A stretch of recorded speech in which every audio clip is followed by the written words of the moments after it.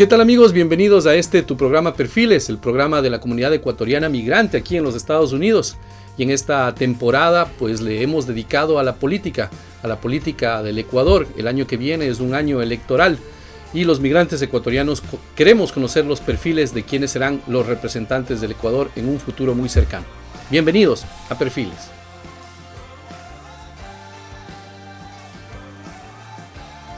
Y queremos saludar a todas las plataformas digitales que retransmiten tu programa Perfiles. Hoja de Ruta en Quito, Ecuador, Hechos Ecuador en Manabí, Línea Dura y Voto Migrante aquí en los Estados Unidos, y a todas las plataformas que comparten nuestros contenidos y tu programa Perfiles. En esta ocasión nos vamos a Quito, Ecuador, donde nuestro corresponsal internacional Andrés Loja nos tiene la información de actualidad desde la capital del Ecuador. Adelante, Andrés.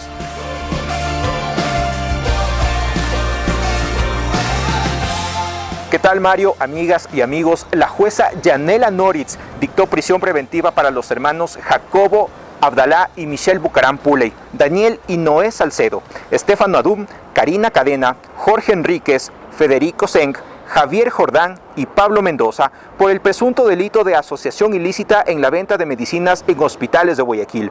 La audiencia de formulación de cargos en contra de 15 personas por este supuesto delito se desarrolló este jueves 30 en la Unidad Judicial Penal 2 de Guayaquil y duró más de 15 horas. Además de la prisión preventiva, a estos procesados se les prohibió la enajenación de bienes y el bloqueo de sus cuentas en instituciones bancarias. Mientras que a Luis Jairal Zunino, exgerente del Hospital Teodoro Maldonado Carbo, se le impulsó arresto domiciliario y el uso de un grillete electrónico por alegar problemas cardíacos. La jueza Noritz dispuso medidas sustitutivas contra Gabriela Pazmiño, quien se encuentra fuera del país. Ella deberá presentarse a diario ante una unidad de flagrancia a partir de este próximo 6 de agosto y tiene prohibido la salida del país. Por su parte, el líder del movimiento Centro Democrático y exprefecto del Guayas, Jimmy Jairala, descartó su participación como candidato a la presidencia del Ecuador en las elecciones del 2021. Jairala, quien dirige una emisora, aprovechó su programa radial Un Café con JJ de este martes para hacer el anuncio. No voy a ser candidato a ninguna dignidad, reafirmó, al expresar que no lo dice por soberbia, sino que siente que su obligación es estar en la radio. Aunque él fundó el Partido Centro Democrático, dijo que el movimiento va a seguir por la línea anunciada por los directivos actuales, una línea apegada a la plataforma UNES. Sin embargo, él seguirá ejerciendo el campo de la comunicación.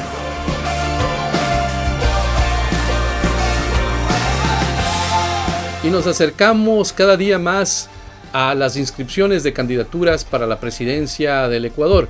Son 24 los precandidatos que ya marcan tendencia en el imaginario de la gente. Muy pronto estos precandidatos tendrán que inscribir sus candidaturas para poder llegar a la papeleta electoral. Dentro del progresismo se habla de nombres como Gustavo Yalc, de Carlos Rabascal, inclusive Javier Lazo, y dentro de la Revolución Ciudadana se escuchan nombres como Marcela Aguiñaga y también Andrés Arauz, entre otros. Y es precisamente el día de hoy vamos a hablar con el economista Andrés Arauz, ex ministro del Ecuador. Y para conocer un poco del perfil de Andrés Arauz, nos vamos hasta Quito, Ecuador, donde Andrés nos tiene un poco del perfil del economista Andrés Arauz. Adelante, Andrés. Andrés Arauz Galarza es experto en economía pública. Fue miembro del directorio del Servicio Nacional de Contratación Pública y fue su director por un periodo breve. Diseñó la política de compra pública para la transformación productiva, incluyendo la compra pública de innovación. Supervisó la mesa de contratación pública en las negociaciones del Acuerdo Comercial Ecuador-Unión Europea. En la Administración Pública del Ecuador fue asesor del Ministerio de Política Económica, director general bancario del Banco Central, viceministro y subsecretario de Inversión Pública de la Secretaría Nacional de Planificación. Ministro coordinador de conocimiento y directivo de varios cuerpos colegiados del Estado. Forma parte de varios grupos de investigación a nivel internacional sobre tecnología e innovación, contratación pública, flujos financieros ilícitos y política económica. Gracias, Andrés, por la información. Ahora nos vamos a trasladar hasta el Distrito Federal, nos vamos al México lindo y querido, que ha acogido a muchos de nuestros hermanos ecuatorianos. Vamos con la entrevista con Andrés Arauz. Adelante. Nos vamos a la Ciudad de México y vamos a conversar con el economista Andrés Arauz, ex ministro de Cultura y Patrimonio, también ex ministro de Conocimiento y Talento Humano, uno de los fundadores del Observatorio de la Dolarización y también es miembro del directorio del Progressive International. Progressive International, que es que reúne a los máximos exponentes del progresismo en América y también en el mundo. Líderes como Bernie Sanders, como el mismo Rafael Correa, como Noam Chomsky, Álvaro Linera, entre otros destacados progresistas a nivel internacional, pues conforman este Progressive International. Entonces nos vamos hasta la Ciudad de México y vamos a conversar con el economista Andrés Arauz. Andrés, ¿cómo están las cosas por México? Empecemos con este tema de actualidad que es la pandemia que desafortunadamente ataca a nivel mundial. ¿Cómo están en la Ciudad de México? Bueno, así como en el resto de las grandes ciudades de América Latina, la situación es complicada. Todavía hay un alto número de contagios. Imagínate en una metrópolis como la Ciudad de México, era inevitable que esto ocurra. Sin embargo, el sistema de salud sí se maneja con suficiente capacidad en términos agregados. Y bueno, lo complicado sigue siendo la parte económica. México ha tenido el decrecimiento de su economía más grande de la historia en este último trimestre. Y bueno, es un reto para todas las economías latinoamericanas que tenemos tan alto grado de precarización laboral, en donde no todo el mundo tiene seguridad social, y eso debilita la capacidad de resiliencia económica de las familias. Así es, Andrés, y hablas de un tema extremadamente importante y es tu ámbito, el ámbito económico. Tú como economista y que manejas el observatorio de la dolarización, ¿cómo ves desde afuera la economía del Ecuador? Bueno, la economía del Ecuador ahorita está pasando por un momento extremadamente duro, ¿no? Pero no es, digamos, por una cuestión de suerte o de mala suerte, sino que se fueron debilitando todos los colchones, los resortes, los mecanismos de acoplamiento y amortiguamiento que tenía la economía ecuatoriana con el gobierno de Lenín Moreno. Se pasaron una serie de leyes que debilitaron las capacidades del Estado para responder a crisis como la que estamos enfrentando actualmente. Está proyectada una contracción de 11 puntos del PIB, es casi el triple de lo que fue la crisis del año 99 que tanto sufrimiento le causó a los ecuatorianos. Y bueno, ahora nos enfrentamos a unos retos de evitar que la crisis se profundice más, pero además evitar que sigan quitándoles mecanismos de administración de crisis, administración económica de la crisis, que el gobierno está convencido en seguir quebrando lamentablemente la economía ecuatoriana. En este momento se habla mucho de los bonos de la deuda. ¿Qué nos puedes decir acerca de estos bonos de la deuda? Haciendo una pequeña historia de cómo se dan estos bonos y de algunos de los pagos que parece como transacciones internas mal hechas a simple vista porque los resultados no cuadran, pero también al parecer alguien hizo una buena comisión de esto. Absolutamente. Mira, lo que pasó es que apenas entró el ministro Richard Martínez, que venía de ser presidente del Consejo Empresarial Ecuatoriano, es decir, apenas se posicionó como presidente, empezó una estrategia de endeudamiento riesgoso y agresivo con los bancos más poderosos del mundo como Goldman Sachs y Credit Suisse, jugando al casino básicamente, con operaciones especulativas. Y esto fue extremadamente riesgoso para el Ecuador y el riesgo se materializó con la crisis del coronavirus.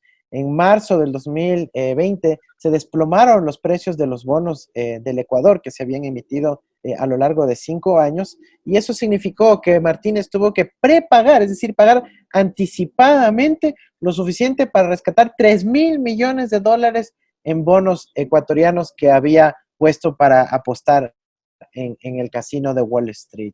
Y luego de eso él dijo, bueno, pero es que si yo no me porto mal, no voy a tener una renegociación exitosa de la deuda, asumiendo que son cosas separadas, pero realmente el costo que ahora lo presentan como una buena noticia fue que en los meses que más ecuatorianos estaban muriendo, más dinero salió del Ecuador por estos pagos anticipados de la deuda externa. Y actualmente el gobierno está anunciando una renegociación, estamos a días de que concluya la misma en Nueva York, en Luxemburgo, en las distintas bolsas de valores del planeta, pero hay extremas irregularidades. Por un lado, no se tomó en cuenta lo que se llama el valor de mercado, es decir, tomaron los valores anteriores a la crisis del coronavirus y no los valores de la crisis del coronavirus para renegociar, y eso significa una ganancia de cerca de 12,000 millones de dólares para los especuladores de Wall Street en detrimento del pueblo ecuatoriano. Y bueno, Andrés, cuéntanos, ¿está en peligro la dolarización en el Ecuador? ¿Qué opinas tú al respecto? Mira, la dolarización es un sistema monetario que funciona con dólares, es decir, tienen que entrar más dólares de los que salen, de lo contrario la actividad económica se termina paralizando. Y eso es exactamente lo que está ocurriendo ahora. ¿Por qué? Porque el gobierno desde el año 2017 en adelante terminó debilitando las bases fundamentales de la dolarización al permitir que los dólares salgan de la economía. Y peor aún en media pandemia, además de estos miles de millones de dólares que salieron por pago anticipado de la deuda externa y por la fuga de capitales de las élites económicas de este país, de un puñado de grupos empresariales, sacaron esos dólares debilitando el circulante en el país. ¿Y qué pasa ahora? No hay para pagar sueldos, no hay para pagar a los proveedores del Estado, ellos no pueden pagar a sus trabajadores y los trabajadores no pueden pagar sus cuotas a los bancos. ¿Y eso qué significa? Que en últimas puede terminar afectándose la estabilidad del sistema financiero y bancario con unas consecuencias terriblemente graves si es que no se toman medidas oportunamente para evitarlo. Entonces, es una situación grave, es una situación de riesgo. La dolarización sí está en riesgo por las políticas económicas, que lo que debieron haber hecho es lo que yo digo. Dólar que me entra al Ecuador, dólar que se queda en el Ecuador. Hay que poner a los dólares en cuarentena. Así como nosotros nos mantuvimos dentro de nuestras casas, los dólares también tienen que preservarse dentro del territorio ecuatoriano y no que sigan saliendo a Wall Street o que sigan escondiéndose en Miami o en paraísos fiscales como Panamá y Suiza, ¿no? Entonces es muy importante defender la dolarización, pero no con discursos, no con bla bla, sino con medidas económicas concretas para los ecuatorianos. O sea que a tu criterio hay un doble discurso, especialmente de la élite bancaria, de quienes son ahora los candidatos que quieren salvar supuestamente al Ecuador, que hablan que en 100 días van a arreglar los problemas económicos del país. Mientras tanto, por otro lado, la salida de los capitales es un tema que es a diario, que esconden sus capitales, entre comillas, protegiéndolos, pero desafortunadamente al mismo tiempo que hacen esto, pues están destruyendo la economía del país. Absolutamente, mira, bueno, fuera que digan 100 días, lo que proponen es solucionar todo en 100 minutos.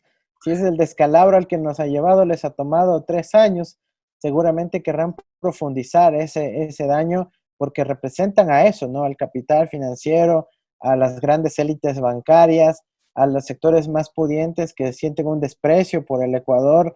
Es una creación humana, es antropomórfica, es una creación humana, son errores y malas prácticas y abusos cometidos por la clase dirigente actual de este país. Perfecto, Andrés. Hablemos hablemos del tema político. En estas últimas semanas, pues hay 24 precandidatos que están ya llamando la atención de lo que será la papeleta electoral. Se ha hablado de muchos nombres que ya están confirmados. Dentro del progresismo se ha hablado de nombres como Gustavo Yalc, de Carlos Rabascal, y dentro de la Revolución Ciudadana se ha escuchado tu nombre, al igual que el nombre de Marcela Guiñaga. ¿Cómo ves tú, tomarías esa responsabilidad en caso de que te toque asumir las riendas del país? ¿Cuál es tu visión al respecto? los poderes fácticos, las élites financieras, le temen a un gobierno progresista justamente porque sabemos lo que tenemos que hacer y porque saben que lo podemos hacer porque ya lo hemos demostrado en el pasado. Entonces, mira, si es que mi responsabilidad significa estar en un puesto dirigencial o en un puesto en el gobierno, o desde el espacio en el que milite el Observatorio de la Legalización, en la sociedad civil, no hay ningún problema. Vamos a seguir impulsando eso porque sabemos qué hacer, aportando con crítica constructiva permanentemente para orientar los destinos del país. Ahora, como te digo, lo que nos temen es exactamente porque sabemos lo que hay que hacer. Y ese es el gran temor, porque saben que nosotros podemos aplicar las políticas públicas, sabemos las normativas, los diseños institucionales, las medidas que tenemos que tomar en el cortísimo plazo, eliminar estos abusos en donde no se pagan los sueldos, las obligaciones, en donde la banca quiere ejercer dominio sobre la población, extrayéndole su riqueza con las cuotas y los abusos en las tasas de interés y de débitos no autorizados, y sabemos cómo controlarlo porque lo hemos hecho en el pasado, sabemos exactamente cómo le entra el agua al coco y lo tenemos que hacer. Perfecto, Andrés, para los amigos que nos están viendo, al principio de la entrevista al principio de esta pregunta hubo un pequeño interfase, pero respondiendo a lo que tú dices, estás básicamente listo para asumir cualquier responsabilidad que la patria pues lo requiera en este caso. Cuéntanos también, Andrés, a veces cuando se ve las cosas desde lejos se lo ve desde una perspectiva diferente, se puede ser hasta a veces un poco más objetivo. ¿Se ha equivocado el ministro Martínez en su actuar, en su manejo económico del país? ¿Hay alternativas para que el Ecuador pues regrese a un futuro por lo menos un poco cercano a lo que fue con lo que se conoce como la década ganada? Mira, Mario, yo no creo que le podemos llamar equivocación cuando ha sido un manejo absolutamente irresponsable, pero a propósito, ¿ya? Nosotros tal vez desde la buena fe, desde un espíritu patriótico, decimos es una equivocación, pero lo que él ha hecho es seguir un plan muy bien articulado que está publicado en las páginas del FMI, del Banco Mundial, solo en inglés, y en donde en la propia planificación proyectan que la economía ecuatoriana se iba a contraer, se iba a comprimir, que iba a haber más desempleo, que el consumo de las familias ecuatorianas iba a bajar a los niveles del 2011. Eso es lo que estaba planificado. Entonces él ha simplemente seguido esa ruta que estaba planificada. Por lo tanto, yo no creo que le podamos llamar equivocación. Eso es darle demasiada esperanza a un personaje como los que estaba manejando el Ecuador. Ahora, alternativas hay lo que quiera de alternativas,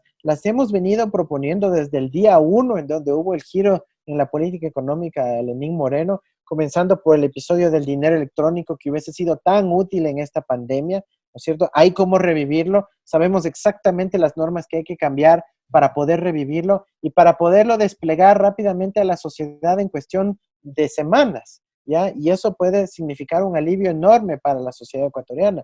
Sabemos las alternativas alrededor del rol del Banco Central en la sociedad, que no debe estar al servicio de la banca, que debe estar al servicio del pueblo ecuatoriano. Debe ser un banco central de los ecuatorianos. Y sabemos lo que tenemos que hacer para desplegar toda la potencia que tiene el banco más importante del Ecuador. Sabemos lo que tenemos que hacer con relación a los tributos y a los impuestos. No perdonarles miles de millones de dólares a las familias y grupos empresariales más ricos de este país, sino cerrar la evasión tributaria y repatriarlos a una parte, por lo menos, de los más de 30,000 millones de dólares que tienen pocas familias y pocos grupos empresariales en el Ecuador en desmedro de la dolarización y de la estabilidad económica nacional. Así que sabemos cómo hacerlo, sabemos cuáles son las medidas que hay que implementar y claro que son alternativas viables, pero que este gobierno jamás las tomará porque implica bronquearse, implica entrar en una disputa con los poderes fácticos que rigen los destinos actuales del Ecuador. Y así es, tú hace un par de años atrás, en una serie que se denominó ¿Cuál es la vaina con el FMI? Ya anunciabas o ya predecías esto que iba a pasar. Y bueno, qué pena que se ha dado esto. qué pena que en realidad lo que tú advertiste que podía pasar, desafortunadamente está pasando. ¿Cuáles son las soluciones a corto plazo en este momento para poder de alguna manera frenar este descenso de la economía del país? Mira, Mario, gracias por traer a colación esa serie, cómo es la vaina con el FMI, que la audiencia que nos están viendo lo pueden encontrar en internet buscándolo así. Son una serie de capítulos que fueron grabados a fines del 18, inicios del 2019, y nos contaban lo que iba a pasar para el Ecuador. Qué pena que no nos equivocamos, Mario, qué pena que no nos equivocamos, pero ahí demuestra, creo yo, lo que he venido argumentando, que nosotros sabemos cómo administrar, cómo manejar la economía ecuatoriana. Sabíamos que esos cambios que estaban haciendo en las leyes, en las normas, en la política pública, iba a terminar afectando al Ecuador. Y ahora sí mismo nosotros sabemos cómo corregirlo, porque le hemos venido dando un monitoreo extremadamente cercano, pero asimismo sabemos los impedimentos políticos que eso significa. Por eso necesitamos que el pueblo ecuatoriano en los próximos meses no solo vea con optimismo y esperanza el 2021 desde una perspectiva electoral, sino que además el pueblo ecuatoriano esté dispuesto a resistir los 10 meses que le quedan al gobierno de Moreno, a resistir, a garantizar que haya democracia y a poder tener un mandato popular contundente que nos permita enfrentar los poderes que han venido sometiéndonos a las condiciones actuales. Andrés, volviendo al tema de las candidaturas, sé que no quieres hablar del tema, pero es un tema de actualidad y es un tema que creo que muchas personas estamos expectantes, estamos curiosos, especialmente de estos nombres que circulan y que son tendencia. Tal vez de los nombres, el nombre tuyo por el hecho de que tú fuiste un ministro que no fue necesariamente político, sino más bien técnico, que pudiste recorrer el Ecuador y conocer sus necesidades y también desde la academia poder hacer sugerencias. Si te llegara el momento de asumir, ¿cuáles serían las herramientas que tú utilizarías y cuál sería tu visión en términos de volver a ese Ecuador próspero, a ese Ecuador que era con una visión más para el pueblo antes que a las grandes élites? Mira, Mario, nuevamente te digo, yo estoy dispuesto ahí a acompañar al pueblo ecuatoriano desde el lugar que me toque, pero evidentemente yo sí quisiera gobernar, yo sí quisiera contribuir a un equipo de gobierno, porque creo que tenemos las capacidades, la convicción, la vocación del servicio público para poder transformar las condiciones económicas, sociales, culturales en las que vive actualmente nuestro país. Tenemos una serie de aliados a nivel internacional que nos van a permitir actuar no de forma aislada, sino de forma concertada con otros aliados progresistas alrededor del mundo, como es la Internacional Progresista, los compañeros del Grupo de Puebla, los compañeros del Foro de Sao Paulo, y una serie de iniciativas de alianzas regionales que nos permitan recuperar la senda del desarrollo para el Ecuador. Así que estamos ahí dispuestos, sabemos las medidas que tenemos que tomar, no es tan complicado recuperar esa senda al desarrollo, al buen vivir de los ecuatorianos. Hay que superar algunos elementos fundamentales de la crisis que nos ha dejado este gobierno, pero sabemos cómo hacerlo y lo podemos hacer. Ahora, de ahí el reto que nos plantea la pandemia, que es un fenómeno global, significa que tenemos que reorientar también un poco nuestras expectativas culturales. Todo está cambiando y tenemos que asegurarnos que la pandemia no sirva para profundizar las crisis de dominación, las crisis de neofascismo que están surgiendo con la pandemia, sino que sea una oportunidad para poder tener un mundo aún más humano, reconociendo las necesidades de la población y demostrando que sí hay cómo hacer las cosas de la manera adecuada. Así que yo creo que ahí para el país tenemos un futuro expectante, con una senda llena de esperanza, de optimismo, pero también con realismo, porque sabremos que no se puede hacer esto simplemente con buena voluntad, ni siquiera con capacidades técnicas, sino teniendo claramente una idea de quiénes son esas fuerzas que obstaculizan actualmente una recuperación hacia la prosperidad, hacia el desarrollo, hacia el buen vivir. Y quisiera sumar a lo que dices también el salto tecnológico, ¿no? Esta pandemia pues nos ha demostrado que al Ecuador le falta todavía muchísimo en términos de tecnología. El mundo ya no es el mismo, como lo decían grandes personalidades, y tendremos que acoplarnos a este mundo nuevo, a esta nueva tecnología. Hemos tenido un salto en la historia de la humanidad tecnológicamente, un avance bastante grande, y como país pues tenemos que estar preparados para este reto que está para quedarse. Yo creo que eso es parte de lo que tendrá que asumir cualquier persona que llegue.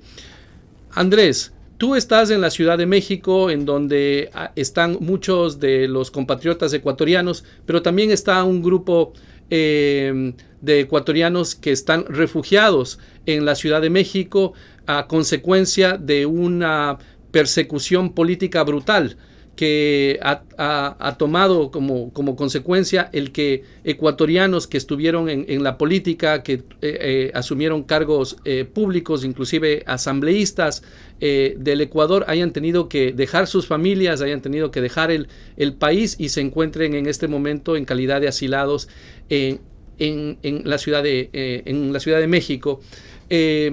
Para las personas que no conocen esto de cerca, sino que simplemente lo han visto en la prensa, una prensa que sabemos que desafortunadamente está al servicio del poder en este momento, ¿es real esta persecución política? ¿Tú lo has podido ver o es simplemente algo que la prensa se inventa? Mira, Mario, yo he vivido de primera mano el proceso de refugio y asilo de los compatriotas que están acá en el Ecuador, en sentido y he estudiado los mecanismos de persecución política a través de el uso, lo que se llama en inglés la weaponization, es el uso de la institucionalidad como como un arma política, El lawfare. el lawfare, exactamente, que por cierto tenemos un documental producido por Mario Cornejo que nos demuestra exactamente lo que ha ocurrido con nuestros compañeros y estudia documentadamente el proceso de judicialización de la política, de la persecución política, que es a través de los sistemas de auditoría, de la función judicial, de amedrentamientos a través de la fiscalía, de el cambio total de la institucionalidad en la Corte Constitucional, y obviamente de su otra pata, que es el arma mediática, ¿no? En donde se busca sentenciar antes de que la propia justicia se pronuncie. Entonces, yo he visto eso de primera mano con mis amigos, mis compañeros que se encuentran refugiados aquí en la Ciudad de México. Les hemos dado una calurosa bienvenida. Yo estoy aquí por razones de estudio, pero eso no quita que haya toda la inmensa solidaridad que tenemos con ellos. Por eso yo creo que, Mario, las dos grandes medidas que requieren un mandato popular contundente en el Ecuador son las siguientes. Primero, revertir la política económica fondomonetarista que ha privilegiado la muerte por sobre la vida y que ha privilegiado los bancos extranjeros por sobre las familias ecuatorianas.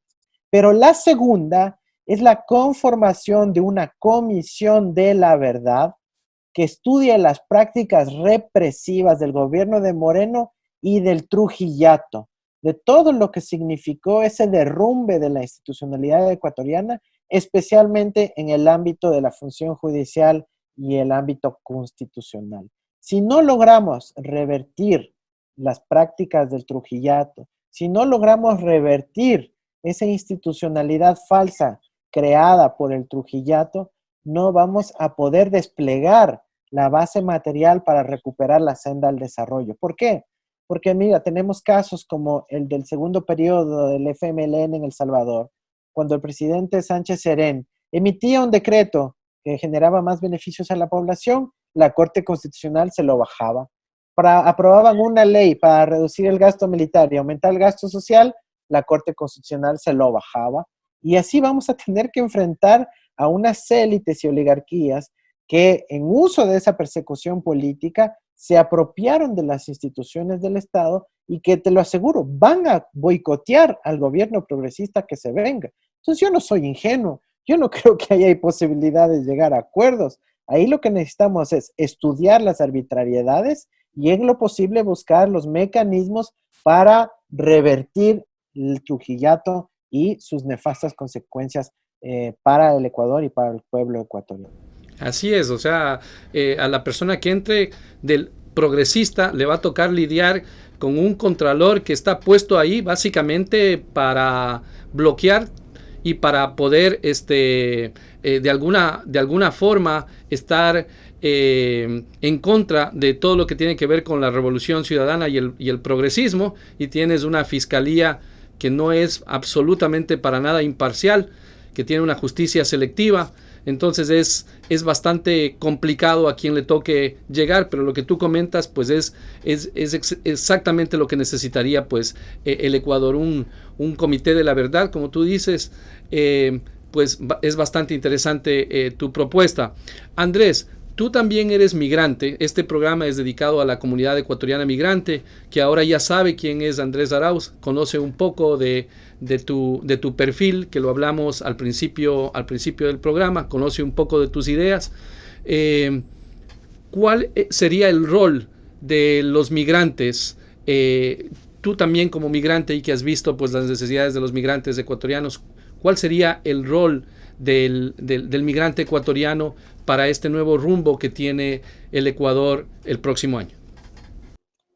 Mira, Mario, solo antes de pasar a la pregunta sobre los migrantes, quería precisar un tema que mencioné en la anterior, que es el tema de la Comisión de la Verdad. Mira, las sociedades no pueden reconciliarse hasta que no haya salido la verdad y toda la verdad. Entonces, como un paso previo a la reconciliación, lo que en Argentina se llamó la superación de la grieta, ¿no es cierto? Esta gran división que había entre fuerzas que combatían en la sociedad. Para superar la grieta necesitamos saber la verdad. Y nos demuestran una serie de episodios históricos en todas las partes del mundo. Se necesita comisiones de la verdad para superar esos traumas, la persecución, el odio político, y a partir de ahí lograr esa gran reconciliación nacional. Pero sin una comisión de la verdad no vamos a lograr esa reconciliación y va a ser una pelea constante entre nosotros los ecuatorianos. Así que vamos a la verdad y vamos a la reconciliación, pero la verdad debe ser un requisito para esa reconciliación.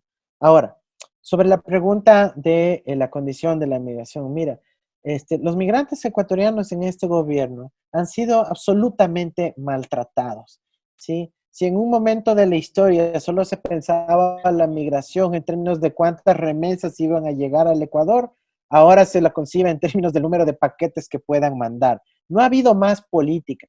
Se han cerrado consulados, se ha desfinanciado a los consulados, se han eliminado los servicios sociales disponibles para los migrantes. Hemos tenido una práctica de simplemente aceptar las prácticas racistas, fascistas, discriminatorias y xenófobas en distintas partes del mundo, y para colmo eso, el presidente del Ecuador felicitando y tomándose fotos con esos actores. No ha habido una construcción de alianzas progresistas en defensa de los derechos migrantes como existía en la década de la Revolución Ciudadana. Y ahora, por último, estamos viendo que los migrantes nos quieren ir a obligar a Quito si es que tenemos aspiración de buscar una candidatura de representación nacional. Imagínate, estamos yendo en retro en todos los aspectos. Y además lo hacen en media pandemia. ¿Para qué? Para que nos enfermemos, para que nos contagiemos, para que nos muramos. Es una política de la muerte, lo que se llama ahora la necropolítica. Y en el siglo XXI, cuando tú bien decías al inicio, tenemos tecnología, tenemos la posibilidad de hacer videoconferencias, tenemos firma electrónica y por último, tenemos los consulados desplegados en todas las partes del mundo para atender a nuestros migrantes. Entonces, es terrible lo que se quiere hacer, es un atentado a los derechos humanos y es un atentado a la lógica, a la eficiencia y, como dije, incluso a la vida. Sí, es un atentado inclusive a los derechos constitucionales que como ecuatorianos pues tenemos, ¿no? Pasamos de ser el gobierno de los migrantes a ser un gobierno prácticamente antimigrante, lo cual es una contradicción de una persona que algún momento fue migrante como es el actual presidente Lenín Moreno. Andrés, muchísimas gracias por tu tiempo.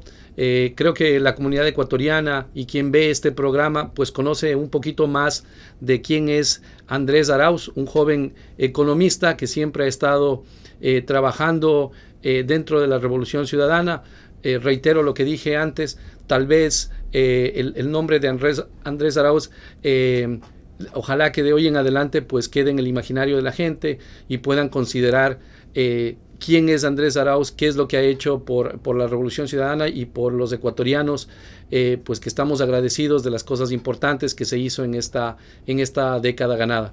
Andrés, mis saludos y tu mensaje final para quienes nos escuchen.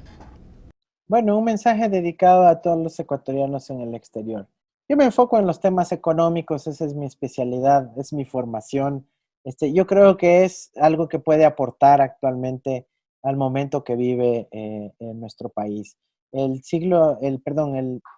que resta del año 2020 va a ser un año muy complicado en lo económico, el 2021 también, y vamos a necesitar políticas que reactiven a la sociedad en este ámbito. No podemos engañarnos. La garantía de los derechos, del buen vivir, de la salud, de la educación, de los derechos civiles, de la misma justicia, depende de una base material, depende de que la economía esté bien. Así que vamos a trabajar en eso y en los migrantes tenemos una fuerza fundamental, porque los migrantes son los que sostuvieron la dolarización durante siquiera los 10 primeros años de la misma y ahora tristemente nuevamente el país vuelve a contar con esa solidaridad, ese amor a la patria que lo tienen los ecuatorianos en el exterior y un enorme abrazo y saludo a todos quienes nos están viendo porque tenemos mucho trabajo que hacer juntos en los próximos 4 años.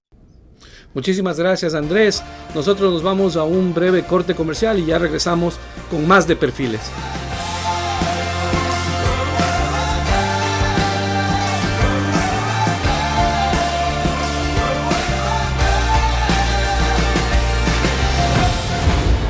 Estoy con el corazón desgarrado de todo lo que está pasando en la patria, retroceso en todos los sentidos, seguridad, económico, dignidad. Persecución, judicialización de la política y politización de la justicia se vive en muchos países de América Latina, pero en Ecuador los casos son alarmantes.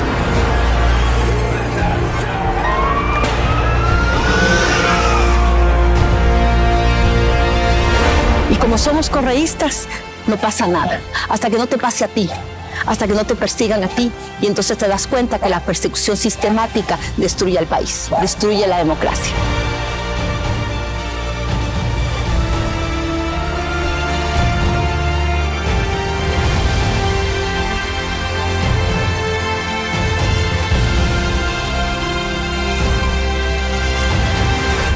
Un método más sutil, el lawfare, la judicialización de la política, eso es lo que ellos buscan. Pero vamos a resistir, no nos van a vencer.